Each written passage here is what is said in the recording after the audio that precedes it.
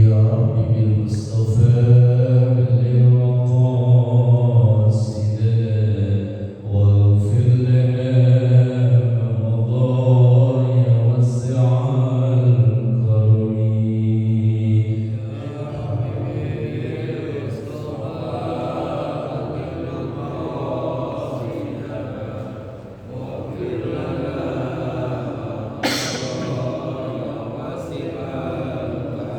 هو الحبيب الذي ترجى شفاعته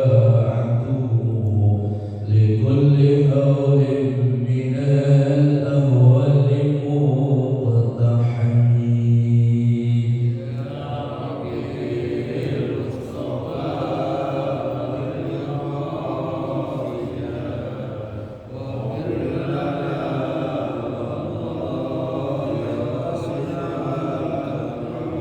أستغفر الله من قول بلا عمل لقد نسبت به نسلا لذي عقم. يا ربي بالمصطفى بلغ مقاصدنا واغفر لنا ما مضى يا واسع الكرم. اللهم صل وسلم وبارك عليه وعلى آله وأصحابه. بسم الله والحمد لله والصلاة والسلام على رسول الله وعلى آله وأصحابه ومن تبع رشده. أما بعد. إلى حضرة النبي المصطفى محمد صلى الله عليه وسلم وعلى آله وأصحابه وأزواجه وذريته وأهل بيته الكرام، وخصوصا شهادة كتاب الشيخ شهاب الدين أحمد بن حجر الإسلام الشيخ العلامة محمد ناوي البتاني الشافعي شهر الله له الفاتحة. أعوذ بالله من الشيطان الرجيم. بسم الله الرحمن الرحيم. الحمد لله رب العالمين الرحمن الرحيم مالك يوم الدين. إياك نعبد وإياك نستعين اهدنا الصراط المستقيم صراط الذين أنعمت عليهم غير المغضوب عليهم ولا الضالين. آمين. Bismillahirrahmanirrahim. Wasadisu yang nomor 6, etika, adab, akhlak masuk ke dalam masjid. Yang pertama kemarin menjaga kesucian masjid, kemudian masuk dengan kaki yang benar, mengucapkan salam. Kalau sudah ada orang, ya salam seperti biasa. Kalau tidak ada orang, assalamualaikum warahmatullahi wabarakatuh. Kemudian mengucap syahadat.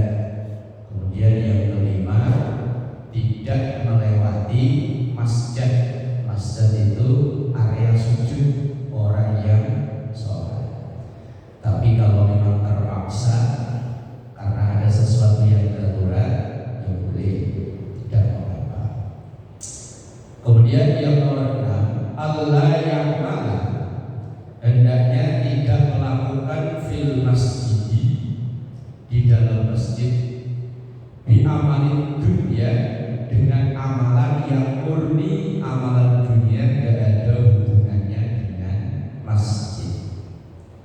Ka'ayyabiha, seperti menjual, au yashtariya, atau membeli. Jual beli haram hukumnya dilakukan di dalam masjid.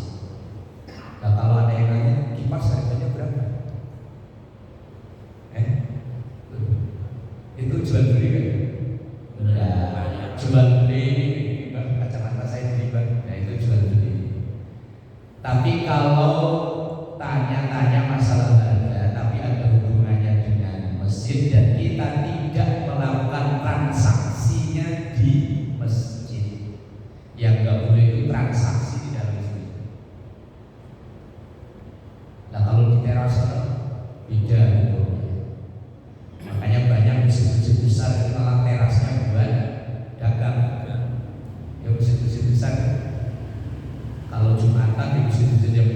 memang terasnya sekarang ya jualan minyak wangi, jualan peci, macam-macam.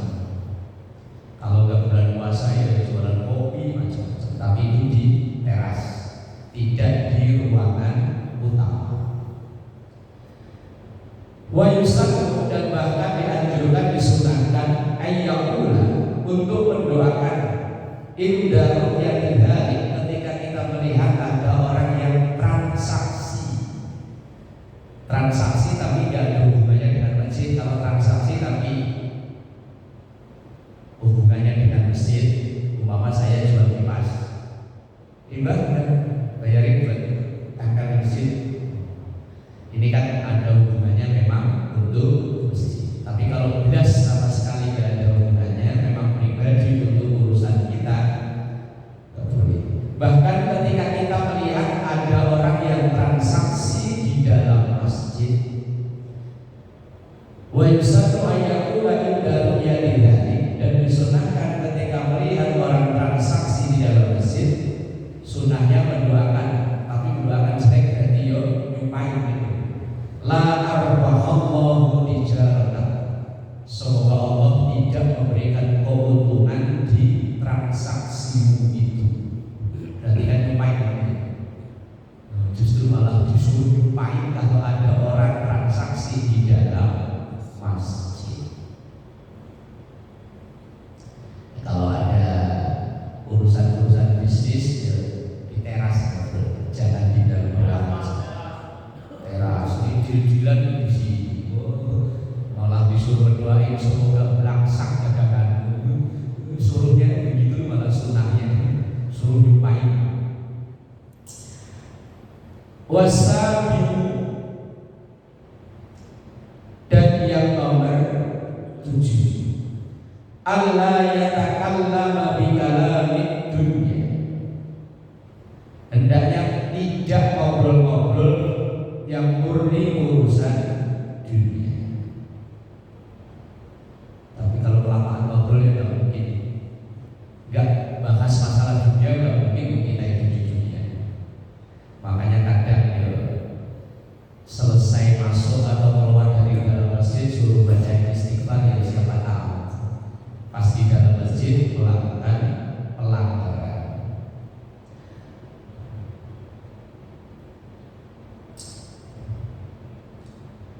Karena syidol lantin, seperti mencari barang yang hilang. Sering ada kunci ketinggalan, HP ketinggalan. Lihat tadi kunci motor saya itu saking apa ya, sakralnya masjid. Wa yusallu ayyakula inda simahillah, dan disunahkan ketika kita melihat ada orang yang nyari barang hilang, la raddahallahu alaihi, semoga Allah tidak mengembalikan barangmu yang hilang itu. Wasaminu, yang nomor 8, Allah yakhruja wa la yajlisa, hendaknya tidak keluar atau tidak duduk dulu di dalam masjid, hatta yusalli raka'ataini, sehingga sholat sunnah 2 rakaat atau sholat sunnah tahiyatul masjid. Nah kalau dulu ini masih musola, kalau sekarang udah masjid, dulu masih musola, tahiyatul musola gitu. Musola dan masjid itu kan hanya istilah saja. Di Indonesia ini kan kaya istilah. Kalau di kampung saya kan nggak ada musola, adanya ya langgar. Langgar, nggak ada musola. Langgar. Kalau di Sunda kok tajuknya mas, surau di Sumatera. Sumatera ada novel robohnya surau kami. Zaman saya sekolah itu kan ada novel karya Jawa, surau. Kalau di Saudi dan negara-negara mayoritas Muslim itu ya semuanya masjid, hanya satu masjid jami, satu ghairu jami. Jami kayak Al-Wajirin itu yang resmi digunakan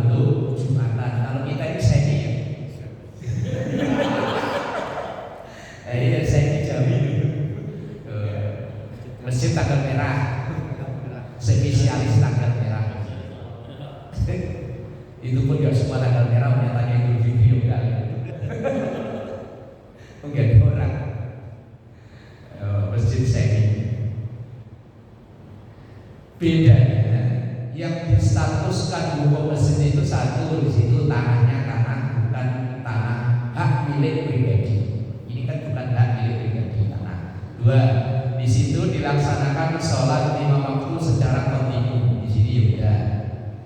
Berarti ini sudah memenuhi standar disebut dengan masjid, walaupun mungkin namanya sholat. Ya sah tahiyatul masjid di situ. Kayak kalau sholat itu yang depan gerbang Al-Qurba itu statusnya tanahnya milik pribadi bukan? Bukan ya? Ya berarti situ yang besar tahiyatul masjid di situ. Oh di situ juga dilaksanakan sholat 5 waktu. Masuk ke dalam masjid sunnahnya tahiyatul masjid. Lakin idza dakhalta al-masjidil haram, tapi kalau masuk ke Masjidil Haram wa aradta at-tawafa dan engkau menghendaki tawaf, fal afdal maka itu lebih utama. Nah, kalau masuk Masjidil Haram bukan sholat sunnah tahiyatul masjid tapi langsung tawaf. At-tabda'a bit-tawafi, engkau mulai dengan tawaf sunnatan kemudian engkau niat birrokataini sunnatan tawafi dengan sholat sunnah rakaat, sholat sunnah 2 rakaat, sholat sunnah tawaf. Wa tahiyatul masjid ma'an, dan tahiyat masjid secara bersama. Nah, lalu kalau bukan di Masjidil Haram, ya sunnahnya tahiyatul masjid itu. Lalu apakah dilaksanakan sendiri-sendiri ketika kita masuk masjid? Kemudian di situ ada qobliyah kayak tadi, qobliyah subuh, atau mungkin yang membiasakan sholat sunnah. Ini 3 sholat sebetulnya ya. Tapi boleh atau bisa dilaksanakan hanya 1 saja, yaitu dengan diniyatinya qobliyah subuh. Maka tahiyatul masjid sama syukur wudu sudah kena. Karena dari ketiga sholat sunnah ini yang tertinggi derajatnya adalah qobliyah subuh. Maka ketika ada beberapa ibadah yang jenisnya sama dilakukan dalam waktu yang sama, maka bisa dilakukan hanya 1 saja, tapi yang lain sudah ikut. Tahiyatul masjid 2 rakaat, qobliyah subuh 2 rakaat, syukur wudu 2 rakaat. Tapi dilakukan 1 saja dengan qobliyah subuh, maka yang 2 ini sudah ikut. Sama dengan kayak orang kodok puasa, dia melaksanakan di hari Senin, kemudian pas kebetulan bulan Rajab, maka niatnya cukup kodok saja, maka puasa Seninnya ikut, puasa Rajabnya ikut. Kayak iklan sampo 3 in 1, 3 ibadah dalam 1. Tahiyatul masjid, qobliyah subuh, syukur wudu. Maka dilaksanakan cuma 2 rakaat, diniati qobliyah subuh, yang 2 ikut kena. Maka ketika kita masuk ke dalam masjid cukup kalau kayak tadi subuh, maka qobliyah subuh. Tapi kalau sholat Jumat karena ada jeda, maka yang kau tanya ya tahiyatul masjid dulu. Nanti setelah adzan baru qobliyah Jumat. Nah, sementara qobliyah Jumat aja itu dipersoalkan. Banyak saudara-saudara kita yang tidak mau melaksanakan sholat sunnah qobliyah Jumat. Mereka beranggapan bahwa gak ada dalil yang sahih. Itu yang urusan dia, terserah. Makanya kalau kita sholat Jumat habis adzan, banyak yang enggak sholat qobliyah karena mereka beranggapan bahwa qobliyah Jumat itu tidak ada dalil yang kuat menurut dia. Ya wes,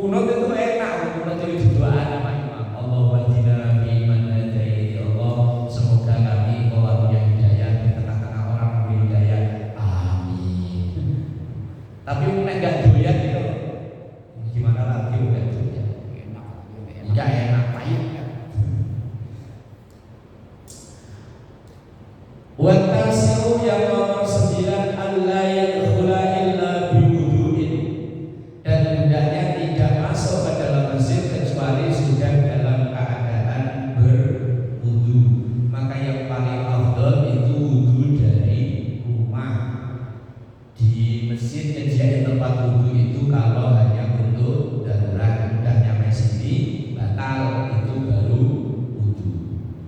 Tapi kalau tidak ada alasan apa-apa, terbaik itu wudu dari rumah. Ya kecuali di rumah airnya pumpnya mati, gak nyala, ya wis mesin sekalian numpang mandi, mau seger, air banyak. Tapi yang afdal adalah sudah punya wudu dari rumah. Wa yudahu, dan dianjurkan liman lam ya'ti bitahiyyati, bagi orang yang tidak sempat tahiyatul masjid. Misalnya kita masuk pas sudah ngaji begini, ya udah langsung duduk. Ayyakula arba'a marratin, hendaknya membaca 4 kali subhanallah walhamdulillah wa la ilaha illallah wallahu akbar. Ini kalau tidak sebentarnya ke masjid, begitu datang udah mau qomat. Lah kalau udah mau qomat jangan paksain sholat sunnah. Lah kalau subuh sih gak apa-apa, karena memang subuh itu seharusnya memang jedanya agak lamaan. Tapi kalau maghrib udah masjidnya itu tempat orang mampir. Orang mampir biasanya kan yo nyempet-nyempetin lagu ya. Ada yang baru datang udah mau qomat sholat sunnah. Sholatnya di depan lagi. Wah, sholatnya di sini lagi mau dikomatin. Gimana kan dikomatin? Jamnya udah bunyi, sementara orang nungguin udah pada berdiri banyak, udah nungguin supaya segera dikomati. Terus kalau udah waktunya mepet, gak perlu memaksakan, bisa diganti dengan subhanallah walhamdulillah wa la ilaha illallah wallahu akbar 4 kali. Itu sebagai pengganti tahiyatul masjid kalau memang tadi waktunya sudah mepet atau kita masuk sholat jamaah sudah dimulai. Ya, cukup ketika depan pintu dalam hati subhanallah walhamdulillah wa la ilaha illallah wallahu akbar 4 kali sambil jalan sampai ke tempat sholat, insyaallah cukup. Kemudian baru takbir. Fatud dafa'u al-qarahatu bidzalik, maka tertolaklah hukum makruh dengan membaca itu. Kembalikannya hukum sunnah itu makruh. Sunnahnya tahiyatul masjid, kalau enggak berarti makruh. Lah untuk menghilangkan kemakruhan itu maka membaca subhanallah walhamdulillah wa la ilaha illallah wallahu akbar. Wa hadza, dan ini haitsu lam yatayassah lahul wudu'u fil masjid qabla tulil fasl. Wa hadza, dan ini haitsu lam yatayassah lahul wudu', sekiranya tidak mudah bagi orang itu berwudu fil masjid, di area masjid, qabla tulil fasli, sebelum masanya waktu jeda antara dia datang masuk ke dalam masjid. Wa illa fala, maka kalau seandainya waktunya kok masih longgar, kok dia cukup membaca subhanallah juga bisa. Kalau waktunya masih longgar, ya tahiyatul masjid. Kalau waktunya sempit, ya baru baca tasbih 4 kali itu tadi. Wa illa fala yakfina li taksirihi bi tarkil wudu'i ma'a tayassuri. Tidak cukup kalau hanya sekedar membaca subhanallah walhamdulillah wa la ilaha illallah kalau waktunya longgar. Kita datang awalan ya boleh tahiyatul masjid. Wal asyiru, dan yang nomor 10, yang nomor terakhir, ayyaqula idza qama, hendaknya membaca ketika hendak berdiri. Berdiri artinya mau pulang. Subhanallahumma wa bihamdika asyhadu an la ilaha illa anta astaghfiruka wa atubu ilaik. Ini doa kafaratul majlis. Subhanaka, maha suci Engkau Allahumma ya Allah, wa bihamdika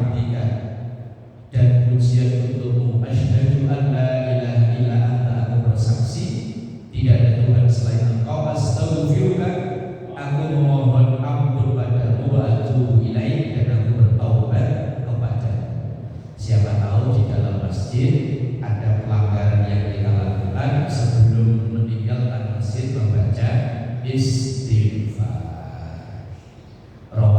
At-Tirmidzi telah meriwayatkan, Imam At-Tirmidzi an Rasulullah sallallahu alaihi wasallam annahu qala, bahwa sesungguhnya Rasulullah sallallahu alaihi wasallam bersabda, man jalasa fi majlisin, man siapapun jalasa yang duduk fi majlisin, majlis itu artinya tempat duduk, wa kathura, dan banyak fihi lalu, dan dia banyak melakukan hal-hal yang sia-sia.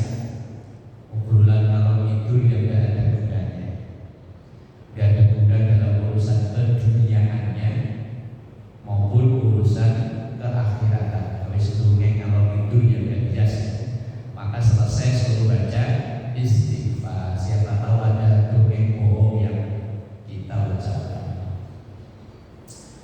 Faqala qabla an yaquma min majlis dzalik, maka ia membaca doa sebelum meninggalkan majlis itu, subhanallahumma wa bihamdika asyhadu an la ilaha illa anta astaghfiruka wa atubu ilaik. Illa ghafarallahu lahu, kecuali Allah mengampuni dosa orang tersebut, maka fi majlisihi dzalik, semasa atau selama dia ada di dalam majlis itu. Wa riwayat Ali annahu qala, dan diriwayatkan dari sahabat Ali annahu qala, bahwa beliau berkata, dan ini bukan hadis ya, ini namanya athar. Athar itu ucapan para sahabat. Man siapapun ahabba, yang pengen ayat takaran timbangan, bil mikyali, dengan timbangan al-awfa yang penuh, timbangan amalnya itu yang baik, yang penuh. Falyaqul, maka hendaknya ia membaca akhir majlisihi, di akhir majlisnya, wahi auhina yaqum, atau ketika ia berdiri di seperti penutup doa itu, subhana rabbika rabbil izzati amma yasifun wa salamun alal mursalin walhamdulillahi rabbil alamin. Sebagai penutup kalau mau meninggalkan majlis atau mau keluar dari masjid. Maka kalau kita sholat berjamaah kan sudah dibaca imamnya di penutup doa, subhana rabbika rabbil izzati amma yasifun wa salamun alal mursalin walhamdulillahi rabbil alamin. Kalau kita langsung sallallahu ala Muhammad, kalau orang sholat nggak boleh salaman setelah sholat itu, tapi kalau buka HP boleh, ke kamar mandi boleh, tidur boleh, yang nggak boleh salaman. Oh, habis tinju yang tonjok-tonjokan aja salaman.